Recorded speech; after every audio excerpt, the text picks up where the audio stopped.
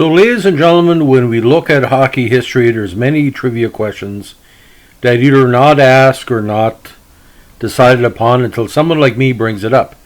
Now, today we're going to ask you a trivia question very quickly.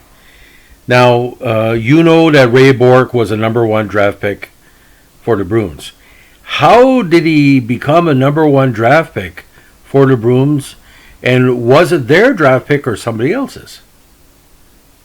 Okay, here's the deal. The answer to the trivia question is this: Ray Bourque's draft number was owned by the Kings.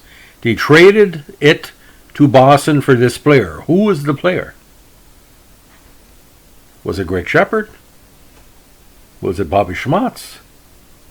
Was it Wayne Cashman? Was it John Winsink?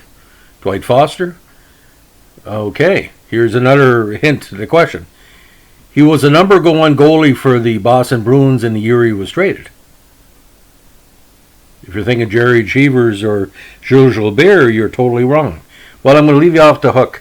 We're going to talk about HHOF Cup champion Ron Grahame. Now, Ronald E. Grahame was born in Victoria, June 7, 1950, 5'11", 175. He entered pro hockey after a prestigious career with the Victoria Cougars of the VCHL. Then he went to the University of Denver for 4 seasons and was one of the best NCAA goalies of the 1970s. Now, after graduating from college, literally and figuratively, he was signed by the Houston Aeros of the WHA. He played a season for the minor league, real name here, Macon Whoopies, in 1973 before coming up to the Aeros at the end of the season. In 1975, he made the Aeros for good, leading the WHA in wins, shutouts, and goals against average, and backstopping the club to the AFCO World Trophy as a teammate with Gordie Howe and the Howe brothers and everybody else. Now, he won both the Ben Hatskin Trophy Best Goalie, First Team All-Star accolades, and was WHA Playoff MVP. He followed the next 2 seasons with equal amount of success for the Aeros, including a second-team All-Star berth in 76 and a second Hatskin Award in 77. Now, he became a free agent after the 77 season and signed with the Bruins for 1978. He continued his starring play, having a top season as the Bruins' number one goaltender in front of Jerry Cheevers and a young Gilles Gilbert. Now, after that season, however, he was traded to the Kings for a first-round draft pick, which turned out to be Ray Bourque. Now, it didn't seem a lopsided trade at the time. We didn't know who Ray Bourque was. And you got to understand, Ray Bourque was in the lower part of the top 10 of that draft that year. Now, I don't know if it's the curse of the trade or the fact is that the media got on him. I can imagine Marcel Dion and Ray Bourque playing on the same team with the Triple Crown line. Now, he started playing really badly thereafter. He served with the Kings for 3 seasons before being sold to the Nordiques in December of 1980. Now, he did play 8 games for the Nordiques before being sent down to the minors for the remainder of the campaign, after which he retired. Now, he has served many duties outside of retirement, as we say, or in retirement. He was employed as an athletic director at the University of Denver, where he worked with the hockey team. Now, he also does goalie clinics on many occasions, as well as inline hockey camps. Now, in 2007, he began his second year as a senior associate athletics director and a 14th year as administrator at the University of Denver. His responsibilities include supervision of all 17 varsity sport programs at Denver. Now, he graduated from U of D in 73 with a BA in physical education as one of the most successful hockey players in school history. Now, he also served as assistant coach in Denver from 82 to 89. Now, Ron and his wife Charlotte have 2 sons, and one of them, John, won the 2004 Stanley Cup with the Tampa Bay Lightning, also was a goaltender, and his other son, Jason, graduated from the University of Denver and now lives in the Vancouver region. Now,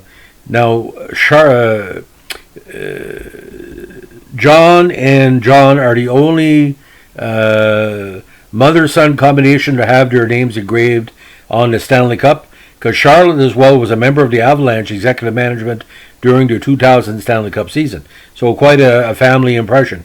Charlotte, again, on the Stanley Cup for the Avalanche. John on the Stanley Cup as a player, and Ron on the not on the Stanley Cup, but played in the Stanley Cup final. So quite a thing. Now, awards and honors. All WCHA first team in 73. AHCA West All-American 73, inaugural member of the WHA Hall of Fame in 2010. Best season with the Arrows was 76, 39-17 record in the regular season with a 3.27 average. Although he didn't win the HHOF Cup that year, he finished 6-8 in 14 games. Very strong and 90% save percentage. The season with Boston, some really cool numbers. 26, 6-7, 3 shutouts, 2.76, and 2-1 in the playoffs. But I know that I hope everybody in Boston is okay with this. He would never beat a money goaltender like Gilbert or Cheevers. Although he did win with the HHOF Cup, I think Cheevers and Gilbert gave Boston a better chance towards a cup run. And his fellow will prove me it wouldn't have been for what happened in Game 7 and 79 in the semis with the Marcotte Middleton incident. Maybe they would have won the cup sooner than later. So full NHL totals: 50, 43, and 14, 15, 114 games, 5 shutouts, 3.8 goals against average. WHA totals: 102, 37, and 3, one of the best win percentage in professional hockey history at the major league level. 8,528 minutes played, 12 shutouts, and a 2.99 average, which is tremendous. But ladies and gentlemen, with the Macon Whoopies in 74 in his SHL, he played 48 games that year in a very high-scoring league, so his numbers have been quite impressive. He would rarely give up a bad goal, and the familial strength is quite impressive as well. So that's the many lives of Ron Grahame. Thanks for, by the way, the support to all the listeners. Our subscriptions are up 10% just in the last few weeks. And give me a comment, like, or request. We're not monetizing the channel just yet. We need a few more subscribers. But if we do monetize it, the money will go back towards helping out